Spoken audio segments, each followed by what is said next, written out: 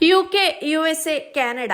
ഇന്ത്യക്കാർ ഇവിടെ പോയി പഠനം നടത്തുന്നത് ഒരു ട്രെൻഡായി മാറിയിട്ട് ഏതാനും വർഷങ്ങളായി. ഈ രാജ്യങ്ങളിലെ ആകെ വിദേശ വിദ്യാർത്ഥികളിലെ ഗണ്യമായൊരു ഭാഗം ഇന്ത്യക്കാരാണെന്ന റിപ്പോർട്ടാണ് പുറത്തു വന്നിട്ടുള്ളത്. Organisation for economic cooperation and development അഥവാ OECD തയ്യാറാക്കിയ റിപ്പോർട്ടിലാണ് ഇക്കാര്യം പറഞ്ഞിരിക്കുന്നത്. കാനഡയിലെ വിദേശ വിദ്യാർത്ഥികളിൽ 40% ഇന്ത്യയിൽ നിന്നുള്ള വിദ്യാർത്ഥികളാണ്. അമേരിക്കയിലും UKയിലുമുള്ള അന്തർദേശീയ വിദ്യാർത്ഥികളിൽ 25% ഇന്ത്യക്കാരായ വിദ്യാർത്ഥികളാണെന്ന് റിപ്പോർട്ട് വ്യക്തമാക്കുന്നു. അങ്ങനെ സ്വപ്നങ്ങളും പേറി കാനഡയിലേക്ക് പോയ പെൺകുട്ടിയാണ് മലയാളിയായ അനീറ്റ.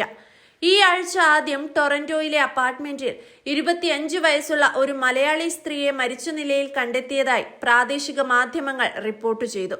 കൊല്ലം ഇരവിപുരത്തെ ഐശ്വര്യനഗർ സ്വദേശിയായ അനീറ്റ ബെനൻസ് ആണ് മരിച്ചതെന്ന് കേരളം ആസ്ഥാനമായുള്ള വാർത്താ ഏജൻസിയായ മാതൃഭൂമി റിപ്പോർട്ട് ചെയ്തു.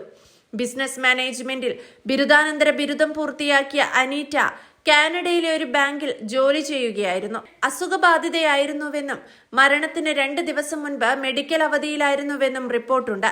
ചൊവ്വാഴ്ച ഉച്ച കഴിഞ്ഞ് ബാത്റൂമിൽ വിശ്രമിക്കുന്നതിനിടെ വീട്ടുകാർ അവരെ കണ്ടെത്തി പോലീസിൽ അറിയിച്ചതായി മാധ്യമങ്ങൾ റിപ്പോർട്ട് ചെയ്തു. കനേഡിയൻ പോലീസ് മൃതദേഹം ആശുപത്രിയിലേക്ക് മാറ്റി. വ്യാഴാഴ്ച പോസ്റ്റ്മോർട്ടം നടത്തി. പോസ്റ്റ്മോർട്ടം പൂർത്തിയായെങ്കിലും അന്വേഷണം പൂർത്തിയായതിനു ശേഷം മാത്രമേ മൃതദേഹം കുടുംബത്തിന് വിട്ടുകൊടുക്കൂ എന്ന് അധികൃതർ അറിയിച്ചു.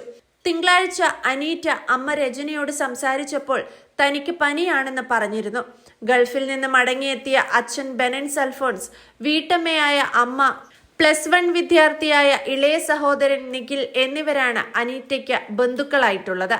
മരണകാരണം സംബന്ധിച്ച് കേസ് രജിസ്റ്റർ ചെയ്തിട്ടുണ്ട്. കനേഡിയൻ പോലീസ് വിശദമായ അന്വേഷണം നടത്തി വരികയാണ്.